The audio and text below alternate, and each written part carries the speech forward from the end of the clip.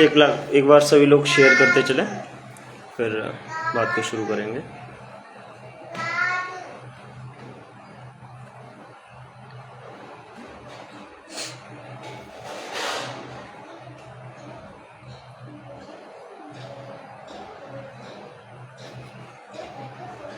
साहबजादा अली, जय हिंद भाई। निखिलेश कुमार गुप्ता है, नमस्कार भैया। एक बार शेयर करते रहेंगे सब लोग, फिर मैं अपनी बात को शुरू करता हूँ। सभी ग्रुपों में शेयर कर दीजिए एक बार, जिससे कि बात को बार बार रिपीट ना करना पड़े मुझे।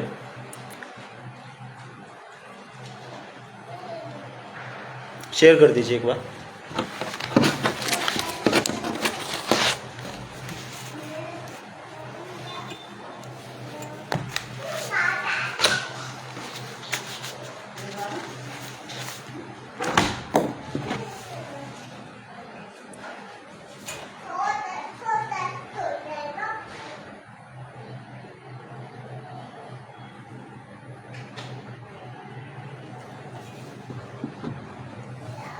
नमस्कार भैया, राधे राधे प्रदीप भाई। शेयर कर दो, फिर शुरू करेंगे। थोड़े लोग जुड़ जाएं, अभी लोग जुड़ नहीं पाए।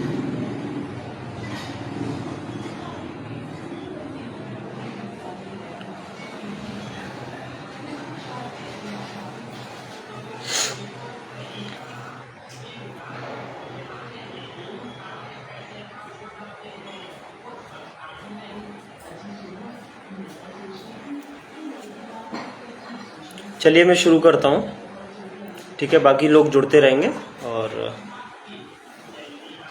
आप लोग शेयर करते रहना, लोग जुड़ते रहेंगे, ठीक है।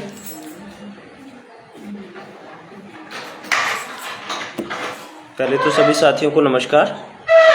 और जितने भी साथी उस दिन परेशान थे स्वास्थ्य को लेकर, और बहुत लोगों के फ़ोन आए,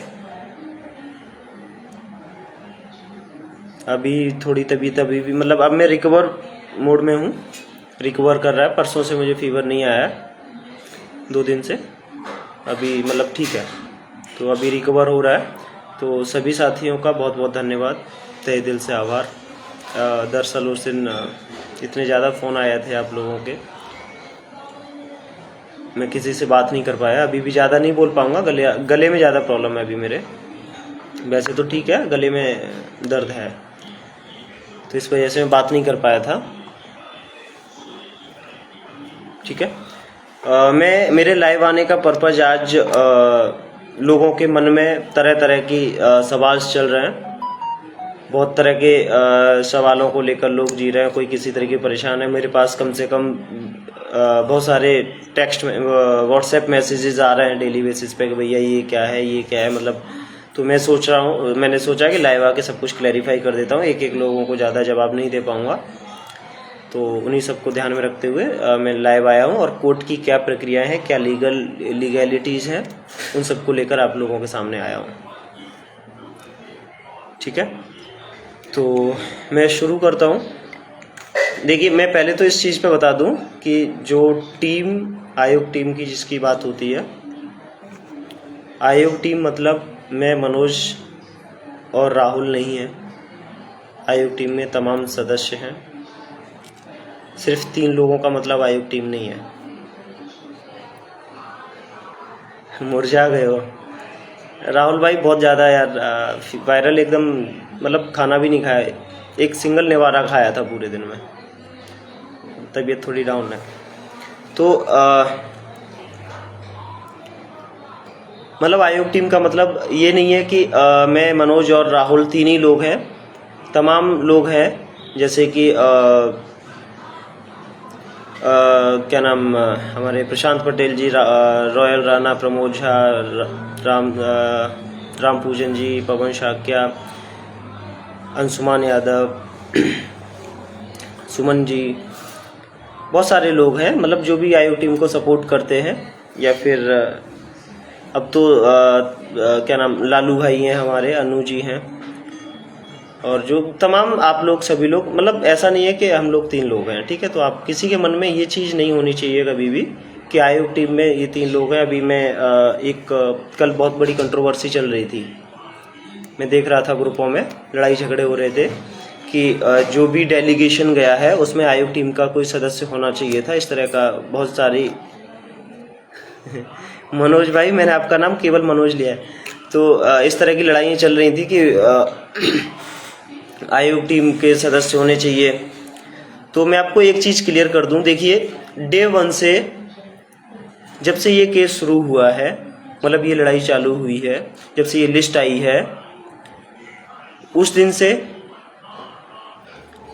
हमारा स्टैंड सिर्फ एक ही है और हमारा ये कहना है कि सिर्फ और सिर्फ ये जो लिस्ट है वो कोर्ट से ही संभव है, इसके अलावा संभव नहीं है।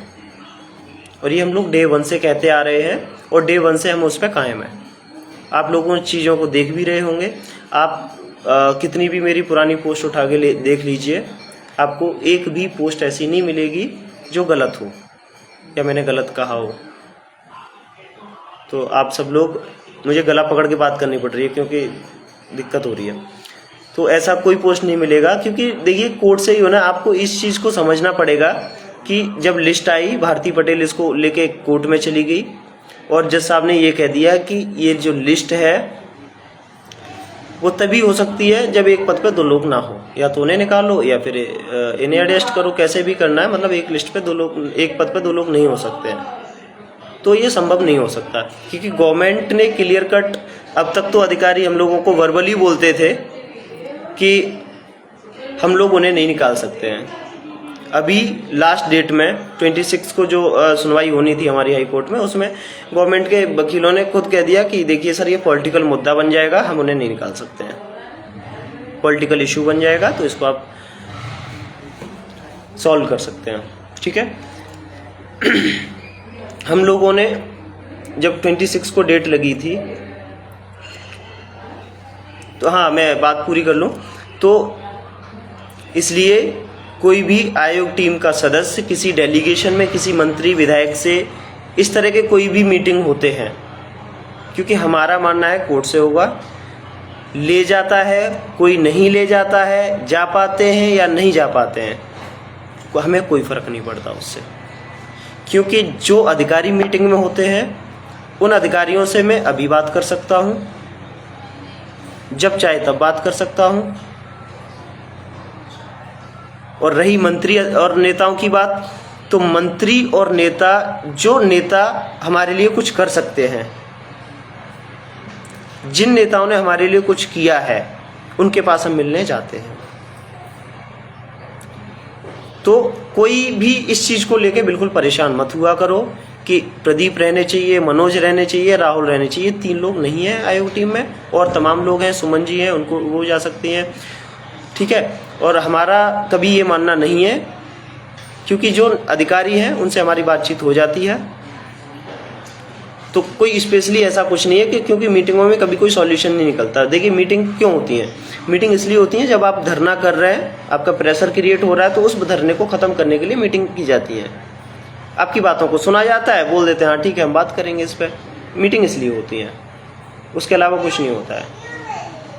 लेकिन आपकी बातें मनमानी कैसे हैं, वो आप 1 on 1 बैठकर उनके साथ, या आपकी जिस तरीके से उनसे पटती है, आप उन्हें अपने प्रस्ताव दें, उनको अपना आपका प्रस्ताव अच्छा लगता है तो उस पर वो लोग काम करते हैं। हमने काम करवाए हैं इससे पहले, आपने देखे होंगे, तो मुझे इन सब बातों में कहने की ज़रूरत नहीं है। तो इसलिए मीटिंग में हम जाते हैं नहीं जाते, ये बहुत बड़ा मुद्दा नहीं है। आप सब लोग इस पर मत लड़ा करिए, ठीक है। उसके बाद अब हम लोग केस की तरफ चलते हैं। देखिए 26 को जो कोर्ट में हुआ, कोर्ट हमारे फेवर में चल रही थी, जज साहब पूरे तरीके से फेवर में थे। जज साहब ने कहा कि देखिए those people who are working need to be outstated. हमारे वकील साहब ने समर्थन किया। एंड उसके बाद जब जज साहब ने बोला कि ठीक है हम 28 को आइए, 28 को लगा देते हैं और 28 को डिसाइड करते हैं मैटर को, क्योंकि वकील के पास किसी तरह का कोई भी प्रपोजल नहीं था। जो सरकार के वकील थे उनको बोला कि आप एक प्रपोजल लेके आइए, और प्रपोजल में हम आपका पॉलिटिकल मुद्दा भी नहीं बनने देंगे इस मैटर को, और सॉल्व करते हैं कैसे किया जा सकता है, ठीक है। लेकिन 28 तारीख को जब कोर्ट बैठती है तो एक्चुअली होता क्या है, कोर्ट की प्रोसीडिंग क्या होती है, कोर्ट में जो जज साहब होते हैं उनके जो मैटर लगे होते हैं, तो उनके जो जूनियर्स होते हैं कोर्ट के अंदर, वो उन्हें उन मैटर पे ब्रीफ करते हैं। एक नाइट पहले वो ब्रीफ करते हैं कि ये मैटर है, इसमें ये चीज़ें चल रही हैं, वो पूरा ब्रीफ करते हैं मैटर को लेके। बाकी जो कुछ बचता है वो वकील ब्रीफ कर देते हैं इन द कोर्ट। ठीक है। तो जब जज साहब 28 तारीख को आए तो उन्होंने सबसे पहले छूटते ये बोला, मुझे मेरे जूनियर ने बताया कि इसमें और भी इस तरह के मैटर हैं जो जनरल वाले चल रहे हैं। तो उन्होंने कहा है तो उन्होंने कहा ठीक है, उन पर भी बात कर लेते हैं, क्योंकि अगर किसी को निकालना है, अगर हटाने वाली बात है किसी को, या फिर हम कोई भी फैसला अगर आज देते हैं तो उन लोगों को भी हमें सुनना पड़ेगा जिनका हित प्रभावित हो रहा है, या फिर जो लोग अफेक्टेड हो रहे हैं उस ऑर्डर से, उनको सुनना जरूरी है। और ये कोर्ट का एक नियम होता है, एक रूल होता है कि जो भी अफेक्टेड पर्सन है उसको आपको सुनना पड़ेगा। ठीक है। इस वजह से ये किया गया। तो हमारे पास एक्चुअली जो सरकार गई थी 28 तारीख को, उनके पास किसी तरह का कोई प्रपोजल नहीं था। प्रपोजल इसलिए नहीं था क्योंकि 27 तारीख की शाम को एक अधिकारियों के साथ मीटिंग होनी थी, लेकिन डीजी साहब की अनुपस्थिति की वजह से वो मीटिंग नहीं हो पाई, जिसकी वजह से कोई प्रपोजल हाई कोर्ट में नहीं पहुंच पाया। देर रात तक मेरी अधिकारियों के साथ बातचीत हुई थी 27 तारीख को। तो मैंने प्रपोजल के बारे में काफ़ी बात की थी उनसे कि प्रपोजल कोई तैयार हुआ है या नहीं हुआ है। तो वो इस तरीके से बात कर रहे थे जैसे कि प्रपोजल के बारे में उन्हें कुछ आइडिया नहीं है। ओवरऑल कोई प्रपोजल प्रिपेयर्ड नहीं था।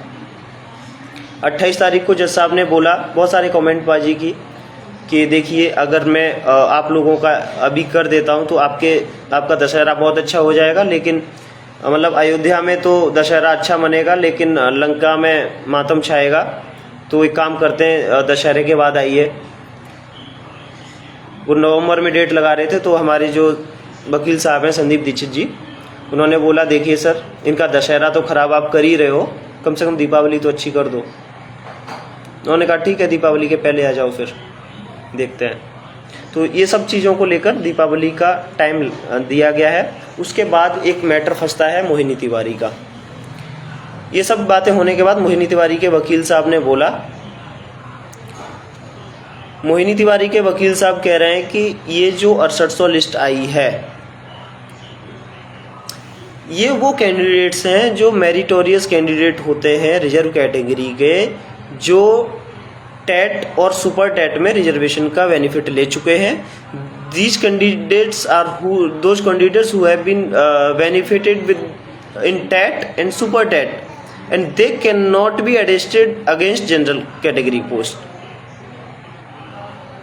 तो जज साहब ने कहा कि देखिए ये मैटर है, सुनने वाला है, अगर वो लोग अफेक्टेड हो रहे हैं, क्योंकि उनका ये कहना था जज साहब का कि whether this Mohini Tiwari is working और नॉट, और उसमें जितने भी पिटिशनर हैं या रॉबिन सिंह में जितने भी पिटिशनर हैं, this petitions are 45 petitions over and above. तो 45 पिटिशंस के अंदर जितने पिटिशनर्स हैं उसमें से कितने काम कर रहे हैं 69,000 में, कितने नहीं कर रहे हैं, इसकी संख्या कोई निर्धारित है नहीं, लेकिन ये एक्सपेक्टेड है कि ज़्यादातर लोग उसमें काम कर रहे हैं, 50-60% में भी काम कर रहे हैं। तो अगर उन्हें कुछ भी डिसीजन लेते हैं तो उनका सुनना जरूरी है। यहाँ पे थोड़ा सा कन्फ्लिक्ट है रॉबिन सिंह में और मोहिनी तिवारी में, थोड़ी सी पिटीशन अलग है, मोहिनी तिवारी की अलग है थोड़ी, और रॉबिन सिंह की थोड़ी सी अलग है। रॉबिन सिंह उस टाइम पे पिटीशन आई थी जब ये लिस्ट आई थी, लिस्ट आने के बाद हमने रिजर्वेशन को चैलेंज किया था कि हमें रिजर्वेशन सही तरीके से नहीं दिया गया। मोहिनी तिवारी हमारी 6800 की लिस्ट आने के बाद तब आई है। ठीक है। तो मोहिनी तिवारी का ये कहना है कि ये लिस्ट वो उन कैंडिडेट्स की लिस्ट है जो टेट और सुपर टेट में बेनिफिट ले चुके हैं। टेट और सुपर टेट में बेनिफिट लेने के बाद इनको जनरल में एडजस्ट किया जा रहा था, लेकिन कुछ सीटों को एडजस्ट किया गया था जिन्होंने रिजर्वेशन का लाभ ले लिया था, बल्कि वो नहीं होना चाहिए। इन्होंने 6800 की लिस्ट निकाल दी, ये गलत है। वेदर ये पूरी भर्ती ही अगर इन्होंने ओवरलैप करा है ऐसे कैंडिडेट्स को, तो पूरी भर्ती ही गलत है, उसका ये कहना है। अगर ऐसा कराया है तो पूरी भर्ती खत्म होनी चाहिए, उनका ये कहना है। जैसा आपने कहा, अगर आप कह रहे हो कि जैसा आप सक्सीड होते हो बोलने में, तो पूरी भर्ती खत्म हो जाएगी। उन्होंने कहा बिल्कुल खत्म हो जाएगी, दोबारा से लिस्ट बनेगी। तो ये इनका मैटर है। अब मैं आपको बताता हूँ, एक हमारे दोस्त भाई लोग हैं, कुछ भी कहो, 2018 में इन्होंने ये केस किया था। अरविंद कुमार शुक्ला जी हैं कोई, इन्होंने एक केस किया था, सेम मैटर है। इनका कहना था कि जिनको टेट में बेनिफिट मिल रहा है 82 नंबर से लेके 90 नंबर के बीच में जो लोग नंबर लेके आ रहे हैं, दे can not B fight against general category post. इन्होंने एक पिटीशन दाखिल की थी, ठीक है। तो इसमें एक ऑर्डर पास हुआ है, मैं आपको दिखा रहा हूं।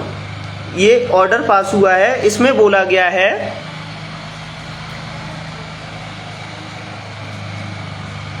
ये कह रहा है कि पिटिशनर जज साहब का कमेंट है, I find no force in this submission of the learned counsel for the petitioner qualifying the TET exam as per rule is not the guarantee of the employment. जज साहब ये कहना चाह रहे हैं कि टेट एग्जाम क्वालिफाई करना मतलब कोई रोजगार की गारंटी नहीं है, नौकरी की गारंटी नहीं है। तो इसलिए हम इसको टेट में अगर रिजर्वेशन का बेनिफिट को काउंट नहीं कर सकते, बिकॉज इससे नौकरी नहीं मिल रही है। This is just a qualification test. ये एक ऐसा टेस्ट है जिसको क्वालिफाई करने के बाद आप नौकरी में बैठ सकते हो, ये कोई गारंटी नहीं है। And same goes for super TET. Super TET exam देने के बाद ये गारंटी नहीं है कि आपको नौकरी मिलेगी, या पास करने के बाद 1,46,000 लोगों ने पास किया था, नौकरी कितने को मिल रही है आप लोग देख रहे हैं। दूसरी चीज़, आप इस चीज़ को समझिए, जब आप एडमिशन लेने गए थे, बीएड किया है, बीटीसी किया है, दो ही चीज़ें की हैं लोगों ने ज़्यादातर। अगर आपका बीटीसी में एडमिशन ओबीसी में हुआ, समझना इस बात को, आपका एडमिशन बीटीसी में ओबीसी कैटेगरी में हुआ, आपने पास आउट कर लिया, पास आउट करने के बाद आपने टेट का एग्जाम दिया, टेट का देने के बाद सुपर टेट का दिया, ठीक है। अब इसका कहने का मतलब ये है कि बीटीसी में अगर आपने बेनिफिट ले लिया ओबीसी का, तो आप टेट में बेनिफिट नहीं ले सकते। ये कहना चाहती हैं मोहिनी तिवारी। मतलब अगर कोई बंदा आईआईटी में एडमिशन लेने जा रहा है बीटेक में, और ओबीसी कैटेगरी में उसका एडमिशन हो गया, उसने बीटेक क्वालिफाई कर लिया, उसके बाद कोई भी नौकरी आ रही है, उसका कहने का मतलब ये है कि ओबीसी में इन्होंने बीटेक किया तो ये जनरल में फाइट नहीं कर सकते, इनका ये कहने का मतलब है। तो रिजर्वेशन के पैरा 15 और 16 होते हैं, 15 जो होता है आर्टिकल, उसमें ये बोला जाता है कि जो जितनी भी क्वालिफाई एग्जामिनेशंस होते हैं वो 15 के अंदर आते हैं, दैट इज सेपरेट, एंड 16 के अंदर आते हैं जो जॉब के लिए होते हैं। तो दोनों सेपरेट हैं, उनको आप आपस में मर्ज नहीं कर सकते हो, ये जज साहब का कहना है, ठीक है।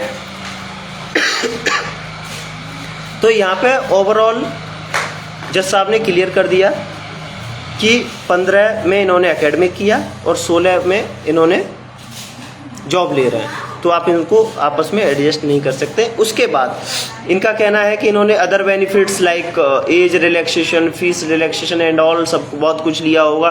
दे can not be adjusted against general category. अभी हाल ही में 2011 की पुलिस भर्ती थी, यूपी की, बाहर की नहीं थी, उसमें कहा गया है, सौरभ यादव बनाम उत्तर प्रदेश स्टेट का एक ऑर्डर है, जस्टिस यूयू ललित का सुप्रीम कोर्ट का ऑर्डर है। जस्टिस यूयू ललित जी कहते हैं, ये कह रहे हैं कि general open category is open for all, whether any meritorious candidate has been taken any of the relaxation will not amount or will not break to fight in general category। उनका कहना है अगर कोई भी बेनिफिट उन्होंने लिया है, चाहे ओबीसी कैटेगरी का हो, चाहे एससी कैटेगरी का या किसी भी रिजर्व कैटेगरी का हो, अगर कोई भी बेनिफिट मतलब कोई भी रिलैक्सेशन लिया है तो भी वो उसमें जनरल में फाइट करेगा अपनी एकेडमिक के अपने नंबर के अनुसार, अपने जो भी रिजल्ट आ रहा है, जो भी फाइनल कट ऑफ मार्क्स होते हैं, कट ऑफ मार्क्स के अनुसार फाइनल में अगर जनरल में फाइट कर रहा है तो वो करेगा। ये जस्टिस ईवी ललित का ऑर्डर है, ठीक है। मुझे इन्होंने मोहिनी तिवारी के पास एक दो ऑर्डर हैं, सुप्रीम कोर्ट के ऑर्डर हैं उनके पास भी, जिनको लगा के उन्होंने वहाँ पे डाला हुआ है हाई कोर्ट में, लेकिन दीज ऑल आर बेसलेस, क्योंकि जो उन्होंने लगाया है दैट इज़ डिफ़िकल्ट। मैं अभी आपको शेयर नहीं करना चाहूँगा क्योंकि हमें कुछ लगाना है उस पर कोर्ट में। ओपन कर दूँगा तो थोड़ा मैं संदेश नहीं देना चाहता, तो लेकिन हमारे पास इतने सफिशिएंट ऑर्डर्स हैं। एक हमारे पास बहुत अच्छा ऑर्डर है विकास सांखला जी का, राजस्थान का। इसमें सुपर टेट में की बात की गई है। देखिए, हाई स्कूल के 10% जोड़े जाते हैं, 12th के 10%, ग्रेजुएशन के 10%, बीटीसी बीएड जो भी किया है उसके 10%, ठीक है। अभी आप कहोगे बीटीसी में भी तो इन्होंने रिलैक्सेशन लिया था ओबीसी में एडमिशन लेके, ऐसे ही सुपर टेट का 40% जोड़ा जा रहा है, 60% सॉरी, तो सुपर टेट में रिलैक्सेशन ले लिया तो आप मना कर रहे हो। ऐसे तो हमने बीएड बीटीसी में भी लिया, तो वहाँ पे भी नहीं होना चाहिए था हमारे लिए। तो जज साहब का इन सब चीज़ों को लेके कमेंट है कि open category is open for all whether he take any of the reservation benefit और नॉट, ठीक है। 1981 का जो सर्विस रूल बुक है यूपी के, उसमें बेसिक का अमेंडमेंट जो 23rd अमेंडमेंट है, उसमें एकदम क्लियर कट शब्दों में कहा गया है। जो आनंद कुमार बनाम स्टेट ऑफ उत्तर प्रदेश का जब केस चल रहा था 69,000 शिक्षक भर्ती का, उसमें ये मुद्दा आया था। उसमें स्टेट ने एकदम क्लियर किया था कि TET and super TET both are the eligibility test. तो इस पर किसी को ज़्यादा कंफ्यूज होने की ज़रूरत नहीं है, ये बहस का मुद्दा है, ठीक है। हम अपने वकील से इस मुद्दे पे बहस करवा रहे हैं, लेकिन इस पर ज़्यादा उलझने की ज़रूरत है नहीं, किसी को परेशान होने की बिल्कुल ज़रूरत है नहीं। बाकी क्या उनके पास कुछ एविडेंसेस हैं, उन पर हम बहस कराएंगे, ठीक है। थोड़ा तबीयत ठीक नहीं है, तो ये हमारे पास प्रूफ है। उसके बाद कुछ लोगों का कल से एक आ रहा है कि भैया सुप्रीम कोर्ट में जो आंसर की का मैटर चल रहा है उसमें 6800 का दिया गया है, क्या हम लोगों का क्या हो सकता है। देखिए, मैं उस पर ओपन तो नहीं, मेरी आज भी मुलाकात हुई है, एक हमारे वकील साहब हैं, उनसे मैं मिल के आया हूँ, मैं ओपन नहीं कर सकता हूँ, वो हमारी आगे की रणनीतियाँ हैं, उस पर हम लोग काम कर रहे हैं। जो भी होगा आप लोगों के साथ में ओपन कर दिया जाएगा। अभी हमारा डिस्कशन फेज में चल रहा है कि हम लोग और क्या कर सकते हैं बेटर, ठीक है।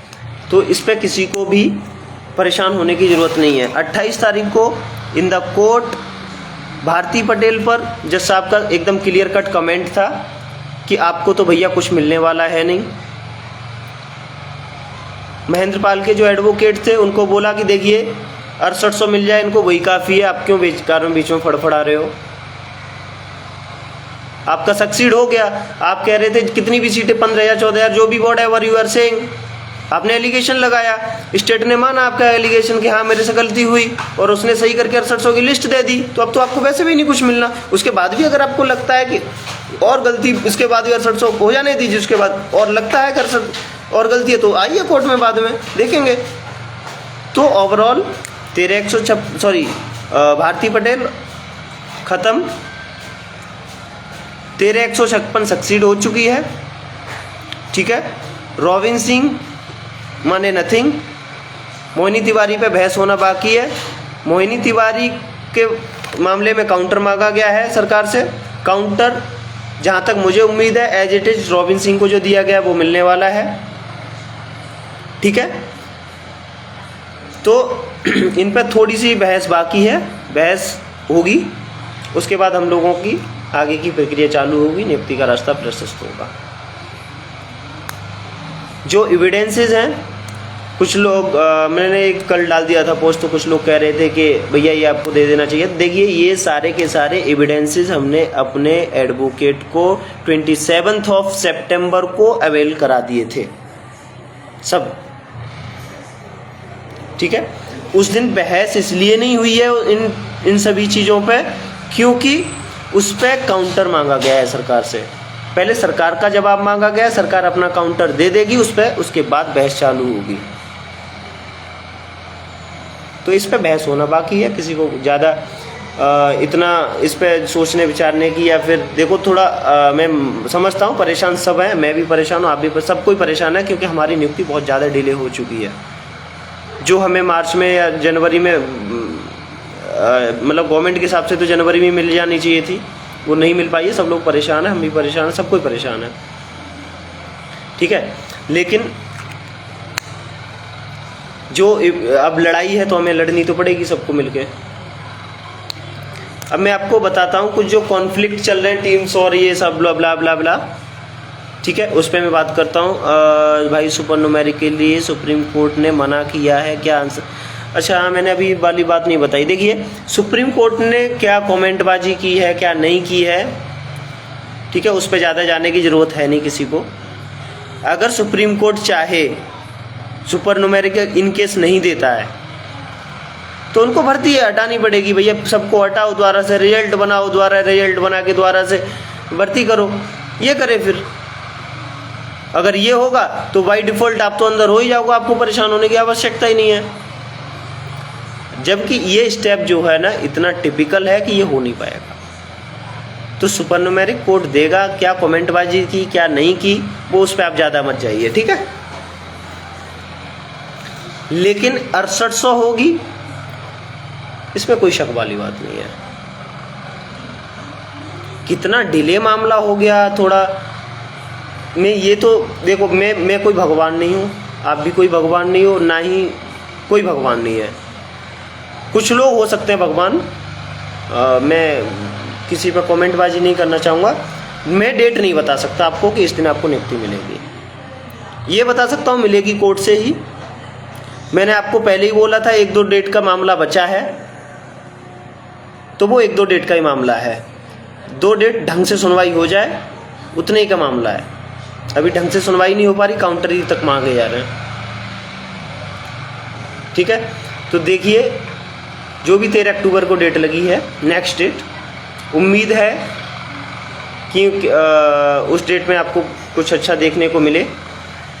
वकीलों की अगर मैं बात करूं तो हम लोग लखनऊ गए थे, तो हम लोगों ने बोला कि देखिए हमें संदीप दीक्षित को दे दीजिए। मैं आपको उस दिन की सच्ची कहानी बता देता हूं। हम लोगों ने बोला था संदीप दीक्षित को हमें दे दीजिए, साथ में 1.5 लाख रुपए दे दीजिए, जो हमारी जूनियर की फीस और जो डॉक्यूमेंटेशन एंड ऑल होती है उसमें हम मैनेज करेंगे। बहुत जद्दोजहद, बहुत लड़ाई झगड़े हुए थे आपस में हम लोगों के। हम लोग वहाँ से चले गए थे क्योंकि हमें सरकारी वकील से मिलना था। उसी दिन हायरिंग होनी थी सरकारी वकील की, हमें मिलना था। फ़ोन आया था, हम लोग, मैं मनोज भाई वहाँ से निकल गए थे, साथ में प्रशांत पटेल जी थे। हमारे जाने के बाद क्या बात हुई क्या नहीं, अंशुमान के अकाउंट में 1 लाख रुपए ट्रांसफ़र किए गए थे, जिसमें हमें कुछ नहीं बताया गया था। ट्रांसफ़र के टाइम पे हमें कुछ नहीं बताया गया, ठीक है। मैं कहानी बता रहा हूँ, मैं किसी पे सब लोग ठीक कर रहे हैं, आपने सपोर्ट किया है तो ठीक ही कर रहे हैं, है ना। तो 1 लाख रुपए अकाउंट में डाले गए, हमें 1 रुपया नहीं मिला था उसमें से, उस दिन भी नहीं मिला। उसके बाद अगले दिन हमने आगे अंशुमान से बोला भाई 50,000 रुपये दे दो, हमें देने हैं। तो अंशुमान ने हमें मना कर दिया कि आप विजय से बात कीजिए या उन लोगों से बात कीजिए, तो आपको उन्होंने बोला हिसाब ले लो तो पैसे देना, अदरवाइज मत देना। तो मना कर दिया। फिर मैंने कहा एक बार बात करके देख लो। तो फिर अंशुमान ने बात की, तो अंशुमान बोला कि भैया मुझे ये बोला गया है कि 10,000 रुपये दे दो, उससे ऊपर मत देना। तो मैंने कहा ठीक है, फिर हम अपना क्या करें, अकाउंट जारी करेंगे, क्योंकि हम ऐसे नहीं कर पाएंगे कि मैं आपसे पैसे बार बार मांगूँ कि 1,000 रुपये दे दे, 500 रुपये दे दे, ये तो मैं नहीं कर पाऊँगा। अगर यही करना है तो आप यही कर लो, नौकरी चाहिए आपको या फिर यही सब करवाना है तो ये सब करो। तो उस दिन बहुत रात में लड़ाई हुई, लड़ाई मतलब इतनी ज़्यादा झगड़ा हुआ, आधा पौन घंटा झगड़ा हुआ। आधा पौन घंटा झगड़ा होने के बाद मुझे 50,000 रुपये मिले। 50,000 रुपये मिलने के बाद मुझे ये बोला गया कि अगर आपको 500 रुपये भी खर्च करना है, 500 रुपये, तो अंशुमान को साथ लेके जाओ। अगर आप वॉशरूम में, शौचालय में अगर पॉटी करने जा रहे हो तो अंशुमान को साथ लेके जाओ, पेमेंट वो करेगा। खाना खा रहे हो, 2 रोटी एक्स्ट्रा ले ली, अंशुमान को बताओ। तो मैंने कहा भैया मेरे से नहीं हो पाएगा, मैं केस लड़ रहा हूँ, आज से नहीं लड़ रहा हूँ, बहुत पहले से लड़ रहा हूँ, मैं अपने हिसाब से लड़ लूँगा। What ever money you give me please get it return, मैंने ऐसे बोल दिया। बहुत झगड़ा होने के बाद फिर जाके 50,000 रुपये मिला था। अभी तक 50,000 ही मिला मुझे। और मैं अंशुमान कौन है मैं जिसको हिसाब दूंगा, या सुयश मौर्य कौन है जिसे मैं हिसाब दूंगा? मैं हिसाब इनको नहीं दे सकता। या फिर मैं उन्हें हर जगह तो नहीं लेके जाऊंगा कि हाँ भाई चलो मैं पॉटी करने जा रहा हूँ, आप वहाँ पे 2 रुपये दे देना। हालांकि मैं उसके लिए अपना ही पर्सनल यूज करता हूँ, लेकिन मैं एग्जाम्पल दे रहा हूँ। मैंने 50 रुपये की फोटो कॉपी कराई, ये निकालना जरा 50 रुपये। अगर यही सब लोगों को अच्छा लगता तो यही कराइए, फिर केस क्यों लड़ना है? ठीक है, तो इन सब चीज़ों में सब लोग ना उलझें तो ज़्यादा बेटर है। ठीक है। अभी संदीप दीक्षित जी से हमारी लास्ट जो बात हुई है, उन्होंने बोल दिया कि मेरा पैसा ख़त्म हो चुका है, जो मुझे पेमेंट किया गया दैट इज़ ओवर। आगे आपको हायरिंग करनी है मेरी, मतलब अगली डेट के लिए अगर लेके आना है तो आपको पेमेंट देना पड़ेगा, ये उन्होंने बोल दिया क्लियर कट। ठीक है, तो अभी हमारी बातचीत हुई नहीं है इस टॉपिक पे, बातचीत होगी विजय भाई से, इनसे अगर लाएंगे तो ठीक है, नहीं तो हम अपने हिसाब से देखेंगे। ठीक है, नहीं देखिए कोई किसी को उल्टा सीधा ना बोले। ठीक है, जब पैसे आप लोगों ने दिए हैं तो भरोसा भी करो। फिर अगर भरोसा नहीं करते तो पैसे क्यों देते हो?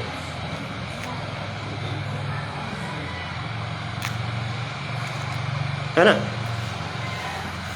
उसके बाद सुप्रीम कोर्ट में जो मैटर चल रहा है उस पर हम लोगों की अभी भी मेरी शाम को एक मुलाकात है, जिसमें 6800 के लिए सरकार ने आंसर की में लगाया हुआ है। उसमें क्या हो सकता है क्या नहीं हो सकता है, कि किस तरीके से मिल सकता है, क्योंकि अभी कुछ चीज़ें हैं जो वकीलों के साथ मिलकर इंटरनली डिस्क्लोज नहीं की जा पा रही हैं। ठीक है, तो आप ज़्यादा, लेकिन ओवरऑल मैं आपको बता दूं, ये भी जो मैंने ऑर्डर्स आपको बताए हैं, 3-4 ऑर्डर हैं हमारे पास। इनके अलावा 1-2 ऑर्डर और हैं जो लगाए गए और कुछ लगाए जाने हैं। ठीक है, ओवरऑल मुद्दा यहाँ पर रॉबिन सिंह मोहिनी तिवारी पर टिका हुआ है। ठीक है, अगर हाई कोर्ट आर्टिकल 226 की उस दिन बात हुई थी, आर्टिकल 226 ऐसा आर्टिकल होता है जो किसी को बाध्य नहीं करता है, मतलब चैलेंजेबल होता है वो। तो जज साहब ने बोल दिया कि इसको कोई मानता नहीं है आज की डेट में, तो इसलिए ज़्यादा हम इस पर नहीं कर सकते हैं, क्योंकि मानेगा नहीं मानेगा कोई ये हमें पता नहीं है ना। तो 226, लेकिन उन्होंने ये बोला ब्रह्मास्त्र एक ही है 142, जो हमारे पास है नहीं। ये जज साहब के एकदम क्लियर कट कमेंट थे। ठीक है, अगर ये लोग जो भी मोहिनी तिवारी हैं या रॉबिन सिंह हैं, वॉट एवर दे आर, उन्हें आने दो कोर्ट में। 1981 सर्विस रूल बुक जो कहती है, जिसमें अमेंडमेंट बेसिक का है, लेटेस्ट अमेंडमेंट, जिसमें क्लियर ये बोला गया है कि सुपर टेट जो एग्ज़ाम परीक्षा होती है वो एक पात्रता परीक्षा होती है, जो एलिजिबिलिटी टेस्ट होता है एक तरीके से, जिससे कि आप जो भी नोटिफिकेशन आएगा 69,000 शिक्षक भर्ती का जैसे आया, मई 2020 में आया, उसके लिए एलिजिबल बोलते हो। आप सुपर टेट देने के बाद आप सुपर टेट के एग्ज़ाम देने के बाद उस पर साफ क्लियर शब्दों में लिखा गया था कि इसको पास करने के बाद इसकी एश्योरिटी ये नहीं है कि आप नौकरी लेने जा रहे हो, वो फाइनल मेरिट पे डिसाइड होगा। तो आप ये जान लीजिए, ये सारी चीज़ें जब हम आयोग में लड़ रहे थे उस टाइम पे हम लोगों ने सब चीज़ों को दिखवाकर अच्छे तरीके से वकीलों से बनवाकर तब कराया था, जिससे कि कोई इशू क्रिएट ना हो। ये हमने तब भी देखा था कि ओवरलैपिंग कहाँ पे ब्रेक की जाती है या ब्रेक हो सकती है या हमारे लिए क्या इशू बन सकता है। Everything was clear and crystal clear I think. तो किसी को बहुत ज़्यादा उतना हताश निराश या फिर मतलब उतना सोचने की ज़रूरत है नहीं उस पर, ठीक है। जो लोग 90 से 97 के बीच में नंबर लेके आए, या देखो टेट तो एकदम ख़त्म, टेट का कोई रोल ही नहीं है, कहीं पे नंबर नहीं जोड़ा जाता। Super TET, BEd BTC whatever, graduation, 12th 10th इनके मार्क्स जोड़े जाते हैं बस, ठीक है। कहाँ रिजर्वेशन इनमें लिया कहाँ नहीं लिया कोई फ़र्क नहीं पड़ता, क्योंकि फाइनल जो सिलेक्शन होना है वो मेरिट बेस्ड है, ठीक है। तो उसमें वहाँ पे किसी तरह का कोई रिजर्वेशन है नहीं। रिजर्वेशन डबल रिजर्वेशन तब माना जाता जब ये कहा जाता कि ओबीसी का बच्चा या एससी का या कोई अदर रिजर्व कैटेगरी का बच्चा 90 नंबर ला रहा है तो उसको इतना वेटेज दिया जाएगा, वो होता है रिजर्वेशन का बेनिफिट। ये सिर्फ और सिर्फ एक कट ऑफ मार्क्स हैं, पासिंग मार्क्स हैं। इसमें बेसिक सा डिफरेंस आप समझिए, 90 नंबर पासिंग मार्क है, ठीक है। वेटेज तब माना जाता है कि जैसे शिक्षा मित्रों को दिया गया, दैट वाज वेटेज। शिक्षा मित्रों को कहा गया कि वो भी पासिंग मार्क के ऊपर दिया गया है, लेकिन वो भी वेटेज में अलग से ही वेटेज दिया गया है। तो आप ये नहीं कह सकते कि इन्होंने इसमें रिजर्वेशन का बेनिफिट लिया है। वो एक पात्रता परीक्षा थी, वो अप टू स्टेट होती है, वो सबके लिए समान रखना चाहे समान रख सकती है, सबके लिए अलग रखना चाहे अलग रख सकती है। अगर इतना ही था तो 68,500 में सबके लिए एक जैसा कैसे रख दिया उन्होंने? वहां पे भी तो पात्रता परीक्षा थी, वो 45% सबके लिए समान रख दिया था उन्होंने, है ना। तो 90 नंबर लाए आप, 97 नंबर लाए, मैं अगर 90 नंबर लाया तो भी मुझे उसका 60% ही जुड़ना है। अगर आप 97 नंबर लाए तो मतलब मुझे मान लीजिए 90 नंबर लाया तो मुझे 36 नंबर मिलने हैं उसके, ठीक है। आप 97 लेके आ रहे हो तो उसको उसके हिसाब से 40 नंबर व्हाटएवर कितना बन रहा है उतना मिल रहा है। आपको ज़्यादा मिल भी तो रहा है, ज़्यादा नंबर आ रहे हैं तो मुझे वेटेज थोड़ी ना मिल गया। ओबीसी होने का क्या वेटेज मिल गया? कुछ नहीं मिल गया। वो एक पत्र केवल पासिंग मार्क्स था, वो जो मैंने पास किया है। तो ये कभी भी ये वेटेज की श्रेणी में नहीं आता है। वही चीज़ है ना कि मैं बीटीसी उसमें फाइट करके आया, भाई फाइट करके आया मैं, तो वहाँ पे मैंने कोई किसी तरह का कोई जॉब में जाके थोड़ी ना रिलैक्सेशन ले लिया मैंने। तो ओवरऑल कहने का मतलब ये है कि स्पष्ट एकदम क्लियर ऑर्डर्स हैं, सुप्रीम कोर्ट के ऑर्डर्स हैं कि open category is open for all, whether reserve category candidate has taken any of the reservation benefit और नॉट, ठीक है। तो किसी को कुछ भी परेशान होने की आवश्यकता नहीं है। अभी मैं आप सभी लोगों के कमेंट ले लेता हूं। मैं सिर्फ आपको यही समझाने के लिए लाइव आना चाह रहा था, बाकी मेरा और कुछ उद्देश्य नहीं है। देखिए, हाँ एक चीज मैं आपको समझा देता हूं, लेकिन आयोग टीम 5 जनवरी के बाद से केस में लड़ रही है। 5 जनवरी के बाद आयोग टीम के पास फैसला हाई कोर्ट का मुकदमा आया था जो 68,500 वालों का था, जिसमें आयोग टीम ने गौरव मल्होत्रा को खड़ा किया था और पहली डेट में मुकदमा खत्म हुआ था। लेकिन उस टाइम पे गवर्नमेंट किसी की नहीं थी। ये दुर्भाग्य समझ लो, अपना कुछ भी समझ लो कि ये आ गई भारती पटेल, ठीक है। भारती पटेल आ गई, उसमें हम लोग बहस करवा रहे हैं, लेकिन जब तक फिर भी सरकार नहीं बनी, सरकार इतनी लेट बनी मार्च के एंड में, नहीं तो हम लोगों का काम हो लिया होता उस टाइम पे। उस टाइम पे सब कुछ अपना ठीक चल रहा था। लेकिन जब तक आयोग टीम फ्लैश में रही, आप देख लो हियरिंग कैसे करवाई, सब कुछ अच्छा करवाया हम लोगों ने। कहीं पे किसी तरह की कोई भी दिक्कत रही हो तो आप बताओ। उसके बाद थोड़ा जब हटाया गया या व्हाटएवर कुछ भी इश्यूज रहे, फिर आप हियरिंग देख लो कैसी रही। डेट लगवाने के मोहताज हो गए हम लोग, फिर एंड में डेट हमें ही लगवानी पड़ गई। डेट लगवाने के बाद अब 2 डेट पे हम लोग गए तो कैसी सुनवाई हुई है। सब लोग एक बार ये सोच लें कि हमें सामने नौकरी लेनी है। टारगेट अगर हम लोग ये रख लें कि नौकरी लेना टारगेट है, तो हम लोग बेहतर सोच पाएंगे कि हमें किसको खड़ा करना है, क्या हमारे पॉइंट्स रहने चाहिए। लेकिन यहाँ पे प्रॉब्लम क्या होती है ना, यहाँ पे टारगेट ये नहीं रहता। टारगेट ये रहता है कि प्रदीप बघेल को कैसे गाली देनी है, प्रमोद झा को कैसे गाली देनी है, या अदर को किसको गाली कैसे देनी है, किसको कैसे तोड़ना है। टारगेट ये रहता है। ये टारगेट ना बनाकर एक नौकरी का टारगेट बनाएंगे सब लोग, तो सिर्फ नौकरी के बारे में सोचेंगे हम लोग। फिर ये फालतू की बातें, किसको गाली देनी, क्या करना, ये फला ढिमका, ये सब किसी के माइंड में नहीं आएगा।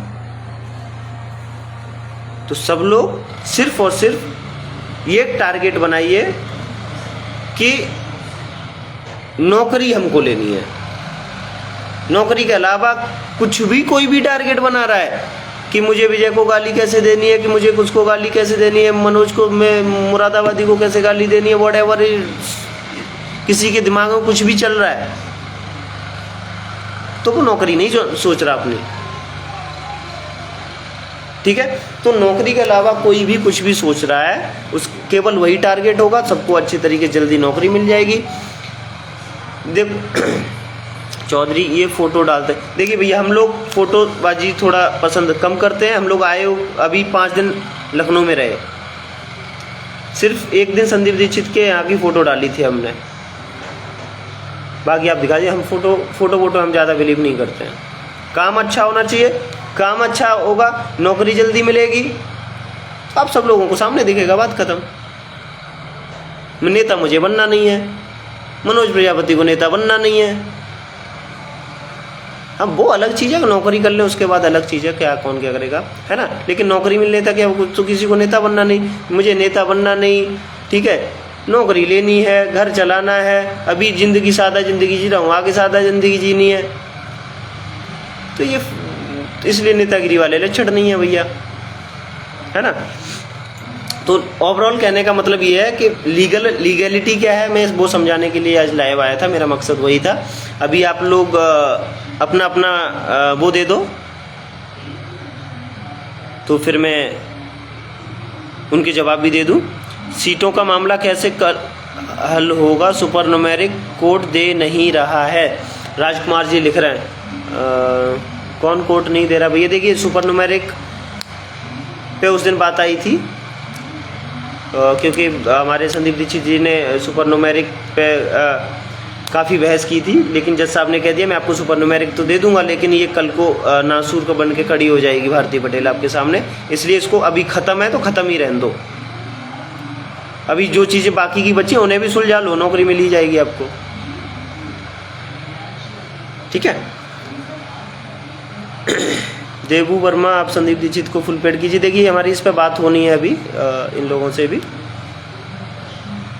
जनरल की कट ऑफ फाइनल होगी क्या? कट ऑफ फाइनल होगी मतलब समझा नहीं। कट ऑफ तो फाइनल हो ही चुकी है, जो भी है 69.07 सॉरी।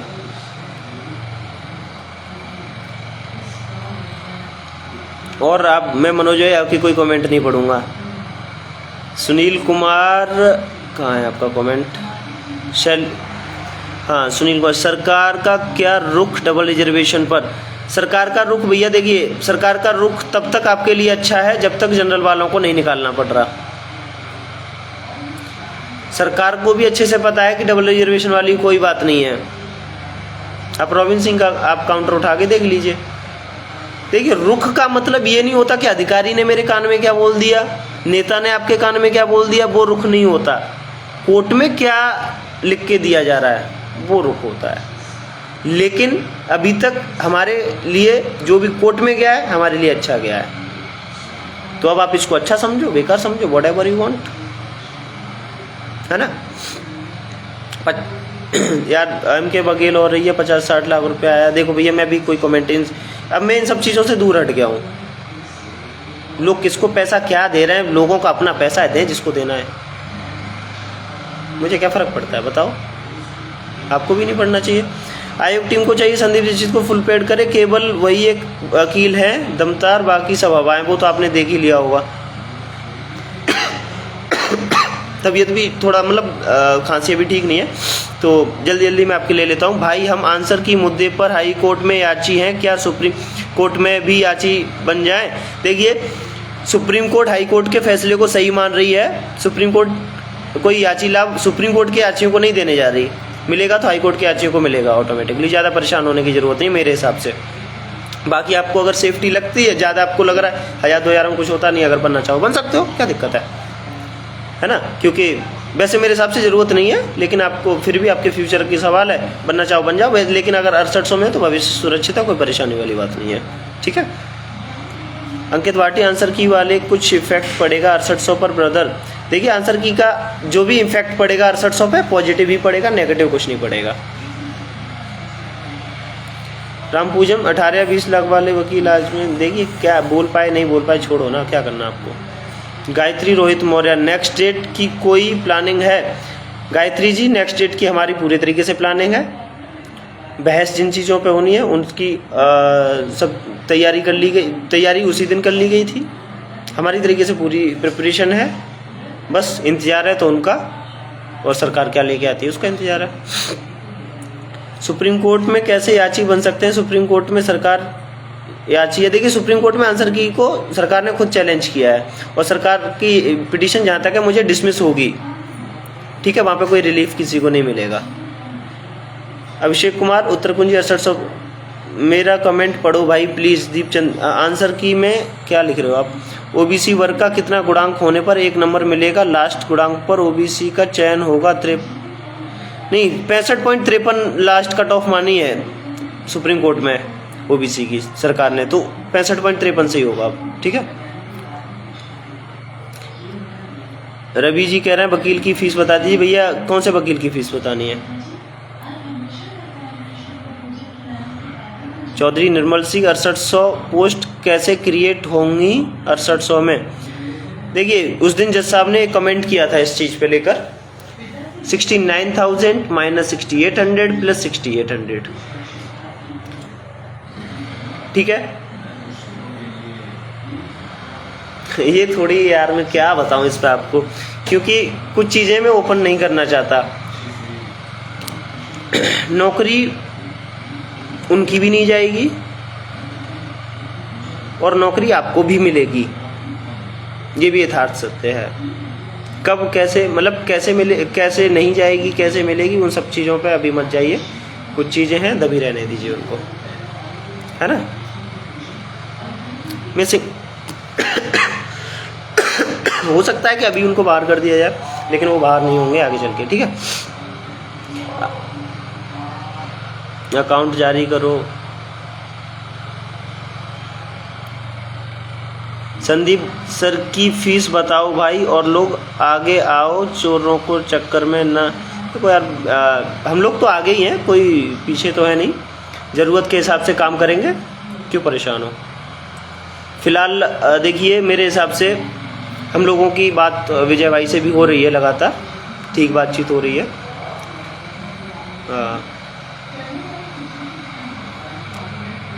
लेकिन नौकरी का प्रयास सबको करना चाहिए। आप 90-97 का देख लीजिए, 90-97 में 3 टीमें थी, तीनों ने बेहतर प्रयास किया, तीनों के प्रयासों से नौकरी मिली, है ना। तो मैं किसी पे मैं ब्लेम नहीं कर सकता। देखो, मैंने किसी को पैसा नहीं दिया है ना। जब सुपर न्यूमेरिक मिलेगी नहीं, सरकार जनरल को हटाएगी नहीं, तो हमारा रास्ता क्या है? गायत्री जी बोल रही हैं। सुपर न्यूमेरिक जो पोस्ट है उस पर काफ़ी बहस हुई थी उस दिन हाई कोर्ट में, लेकिन अभी फ़िलहाल जज साहब ने मना कर दिया था। लेकिन वो हटेंगे नहीं हटेंगे वो आपके सामने दिखेगा। अभी एक्चुअली क्या है ना, देखिए, अगर जज साहब को कोई फैसला देना है चीज़ें ऐसी होती हैं। देखिए अभी क्या बोला, हाई कोर्ट ने बोला, मतलब जज साहब ने बोला सरकार से कि आपने सारी कंट्रोवर्सी पैदा की है, आप सॉल्यूशन लेके आइए। सरकार बोल रही है कि हमसे गलती हुई, हम 6800 लेकर आए, उस गलती का सॉल्यूशन। ठीक है, अब जो खिचड़ी पक गई है इसका सॉल्यूशन आप ही दे सकते हो मिलॉर्ड। जब सब कुछ जज के ऊपर बात पहुंच गई तो जज के पास जो भी एक एक बंदा आया है उन सबको सुनेगा, फाइनल डिसीजन उसके बाद हो देगा। ठीक है, तो कौन बाहर होगा कौन अंदर होगा वो उसके लिए परेशान ना हो। कोर्ट ऐसी चीज है जिसने 1,37,000 शिक्षा मित्रों को बाहर कर दिया था बस। लेकिन आप ये भी समझिए वहाँ पे कुछ लीगल गलतियाँ थी सरकार की, उन लोगों की, मतलब वो लोग टेट क्वालिफाइड नहीं थे जिसकी वजह से उन्हें बाहर होना पड़ा था। यहाँ पर टेट सुपर टेट सब लोग क्वालिफाइड हैं, तो उनको किस तरीके से बाहर कर पाएगी कोर्ट या नहीं करेगी वो आगे सामने देखने को मिलेगा। लेकिन आपकी नौकरी मिलेगी ये निश्चिंत रहो, आप इस पर मत जाओ, वो निकलेंगे नहीं निकलेंगे वो हम लोग कोर्ट में देख लेंगे, वो यहाँ बताने की चीज़ नहीं है। ठीक है, लेकिन आपको नौकरी मिलेगी ये क्लियर है। अर्जुन आर्या, दीपचंद मौर्य लिख रहे हैं अकाउंट जारी कर दो, रिस्क ना लो, वो भी आप हाँ आप देख रहे हैं भैया क्या करते हैं। ठीक है, अर्जुन आर्या भाई आंसर की में ओनली उनको ही 1 नंबर लिस्ट नहीं आ जाएगा, पता नहीं भैया समझ नहीं आ रहा आपका कमेंट। ठीक है, ठीक है, मुझे लग रहा है आंसर की में ओनली जो उनको मिलेगा जो 1 नंबर से, हाँ 1 नंबर से फेल नहीं है, जो 1 नंबर से नौकरी पा रहा है उसकी बात की गई है। ठीक है, बाकी सबके लगभग मुझे लग रहा है कि एक जैसे कमेंट आ रहे हैं। 69,000 में ज़्यादा पोस्ट हो सकती हैं, इसके लिए कुछ बोलो। अभी एक मैं आपको बता देता हूँ, एग्जांपल दे रहा हूँ। बिहार में एक भर्ती आई थी दरोगा की, 1700 पोस्ट थी उसमें, और आज की डेट में 5600 लोग नौकरी कर रहे हैं उसमें। ठीक है, वो भी कोर्ट के ही थ्रू कर रहे हैं। तो 69,000 में कितने होंगे ये आपको भी नहीं पता, अभी मुझे भी नहीं पता है दरअसल, लेकिन 6800 होगी ये मुझे पता है। मैं 6800 के लिए लड़ रहा हूँ। अब वो 6800 69,000 के आप 69,000 के ऊपर सोच क्यों रहे, मेरी यही समझ नहीं आ रहा है। जब हाई कोर्ट में ये क्लियर कर दिया गया, सरकार ने क्लियर कर दिया और जज साहब ने क्लियर कर दिया कि ये 6800 कैंडिडेट्स हैं जिनकी लिस्ट आई है, these are the part of 69,000 of recruitment. आप पहली लिस्ट का हिस्सा हो, आप 69,000 की जो लिस्ट 67,867 की आई है उसका हिस्सा हो, तो आप उसके ऊपर सोचो ही मत। उसके ऊपर जो लोग होंगे वो दूसरे लोग होंगे, आप नहीं होंगे। अब वो 69,000 के ऊपर होते हैं, बाहर होते हैं, कहाँ होते हैं, क्या फर्क पड़ता है आपको। आप 69,000 का पहली लिस्ट का हिस्सा हो, आप ये अपने दिमाग में रखो बस। 69,000 के पहली लिस्ट में होकर अभी बाहर बैठे हुए हैं, वो उस जगह पे जहाँ पे हमारा जगह थी वहाँ पे हमें पहुँचना है, उसके लिए प्रयास किया जा रहा है। ठीक है, इतना बस दिमाग में रखो। हम कहीं याची नहीं है, 1 नंबर बढ़ने से नौकरी नहीं मिल रही, क्या मैं अंदर रहूँगा? मतलब जब याची नहीं है तो आपको क्यों मिलेगा भैया? केवल याचियों के लिए ऑर्डर हुआ है वो। ठीक है, फिर बाकी ख़त्म करते हैं। और सभी लोगों के लगभग कमेंट हो गए हैं। और ये जो मैंने आपको लीगैलिटी के लिए मैं आया था, क्योंकि कल मैं देख रहा था बहुत हुआ की स्थिति चल रही थी। मैं आपको एक बार फिर से बता दूं, हमें कोई फ़र्क नहीं पड़ता है हम किसी डेलीगेशन में जाए या ना जाए, क्योंकि पॉलिटिकल हम लोग हैं नहीं, वी आर लीगल। और लीगैलिटीज में भरोसा करते हैं। लीगल आयोग में हम लोग जब लड़ रहे थे, देखिए धरना जो होता है वो होता है दबाव बनाने के लिए। धरने टाइम टाइम पे किए जाने चाहिए, कोई परेशानी नहीं है। ठीक है, अब कौन सी उसमें कौन जा रहा है क्या मिलने के लिए, मिलने मिलाने से उनसे कुछ होता नहीं है। धरने के बाद जो मुलाकात होती है उसमें कुछ नहीं होता है, मैं आपको बता रहा हूँ क्लियर। आज तक नहीं हुआ है, मैं बहुतों में गया हूँ, कभी कुछ नहीं होता है। तो इन सब चीज़ों को लेके बिल्कुल परेशान मत हुआ करो कि आयोग टीम का मेंबर उसमें होना चाहिए। डेलीगेशन कुछ नहीं होता, बेवकूफ़ बनाते हैं। सिंपल शब्दों में कहें, डेलीगेशन मतलब चूतिया, कुछ नहीं होता वो। मैं गलत बोल दिया, मैं ये नहीं बोलना चाहिए, मैं अपने शब्द वापस अगर हो सकते तो ले लेता, मैं नहीं बोलना चाहिए मतलब। लेकिन डेलीगेशन मतलब कुछ नहीं होता। आप इस चीज़ को लेके बिल्कुल परेशान मत हुआ करो कि ये होना चाहिए वो होना चाहिए, क्योंकि डेलीगेशन जब वहाँ पे भेजा जाता है ना, वो धरना शांत कराने के लिए होता है, उसके अलावा कुछ नहीं होता है ना। लेकिन धरना जरूर होना चाहिए, वो दबाव बनाने के लिए होता है। लेकिन उसमें जा कौन रहा है, डेलीगेशन में क्या जा रहा है, कोई फर्क नहीं पड़ता। ठीक है, बाकी इसी के साथ मेरा भी पढ़ लो, बता दो राहुल भाई क्या था आपका, एक बार दोबारा रिपीट कर दो तो पढ़ लूंगा मैं। 6800 पर खिचड़ी सरकार ने पकाई है, लेकिन सचिव जी कैसे हम लोगों को नियुक्ति सचिव जी देगी? यार वो फीमेल नहीं है, मेल है, और सचिव को नियुक्ति नहीं देनी है। सचिव माने क्लर्क। सचिव का जो काम होता है किसी भी विभाग में, सचिव जो होते हैं वो मतलब इधर की चीज़ें को कैसे ये किया, फाइल बनाई, ये किया, वो सब काम होते हैं सचिवों के।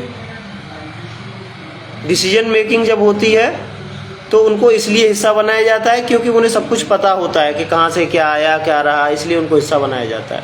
तो सचिव को नौकरी नहीं देनी है, सचिव को पूरा वो नौकरी आपको पूरा डिपार्टमेंट देगा, जितने भी अधिकारी हैं। और अभी डिपार्टमेंट का जो मुखिया है वो है डीजी। ठीक है, मतलब आप मतलब एक तरीके से मैं आपको पोजीशन समझाने की कोशिश कर रहा हूँ, इसको गलत वे में ना कोई ले। मतलब यार गलत बोल दिया, कोई नहीं भाई। 6800 लिस्ट में कोई परिवर्तन तो नहीं होगा ना राहुल जी? देखिए हाँ, ये एक बहुत बड़ा सवाल है, मेरे पास लोग बहुत भेज रहे हैं 3-4 दिन से लगातार मैसेज। 6800 अटल सत्य, ये हैशटैग मैंने चलाया था, और अगर मेरी बातों पे आप भरोसा करते हैं या आयोग टीम पे भरोसा करते हैं तो 6800 अटल सत्य मतलब अटल सत्य है, उसमें एक सीट ना इधर होगी ना उधर होगी, इसके लिए बिल्कुल परेशान मत हो। ठीक है, फिर मैं ख़त्म करता हूँ अपना लाइव इसी के साथ। ठीक है, जय हिंद जय भारत।